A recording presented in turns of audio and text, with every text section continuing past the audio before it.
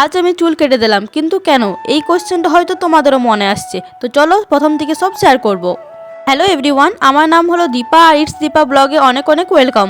সকাল সকাল ঘুম থেকে উঠে ফ্রেশ হয়ে নাস্তা করে নিয়েছিলাম।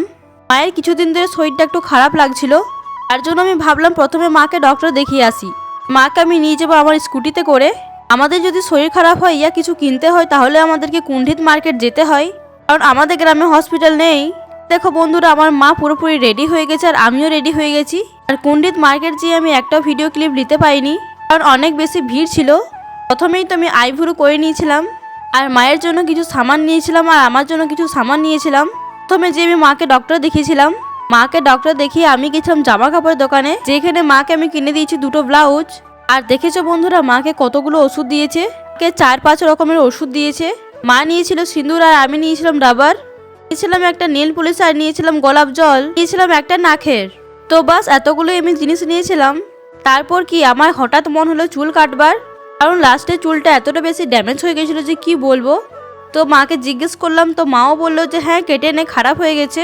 তাই বেশি কিছু না ভেবে আমি কাটতে শুরু করলাম। বেশি না, একটু কেটেছিলাম, কিন্তু আমার বড় চুল খুব সুন্দর লাগে দেখতে। আমার তো মন ছিল না কাটবার, কিন্তু ড্যামেজ হয়ে গেছিলো তো ভাবলাম চলো একটু কেটে নিই। আচ্ছা বন্ধুরা, তোমাদেরও কি বড় চুল পছন্দ? আমি চুলটা কাটছিলাম আর অনেক বেশি আমার মনটা খারাপ লাগছিল, কারণ প্রায় 1 বছর হতে চললো আমি এত বেশি চুল কাটিনি। মাঝে একটু একটু কাটতাম, কিন্তু কই না, এই জিনিসগুলো ড্যামেজ হয়ে যায়, সেই জিনিসগুলো আমাদের জীবন থেকে হাটিয়ে দেওয়াটাই উচিত। কারণ ড্যামেজ জিনিসটা যদি তোমাদের জীবনে রাখো তাহলে তোমাদের জীবনটাও ড্যামেজ হয়ে যাবে। এই জিনিসটা তোমাদেরকে দুঃখ দেয়, সেই জিনিসটা তোমাদের জীবন থেকে নিজেকেই হাঁটাতে হবে। সব জিনিস তো সারা জীবন থাকে না। সামনে চুলটাও আমি একটু কেটেছিলাম। দেখেছো বন্ধুরা আমি কত বেশি চুল কেটে ফেলেছি। আর এটা হলো চুল কাটার ফাইনাল লুক। কেমন হয়েছে আমাকে অবশ্যই কমেন্ট বক্সে জানাবে। আমার তো অনেক বেশি মনটা খারাপ লাগছিল। হ্যাঁ বন্ধুরা, জানি অনেক বেশি জ্ঞান দিয়ে ফেললাম। আশা করি তোমাদের এই ব্লগটা ভালো লাগবে, আর ভালো লাগলে লাইক কমেন্ট শেয়ার করে দেবে।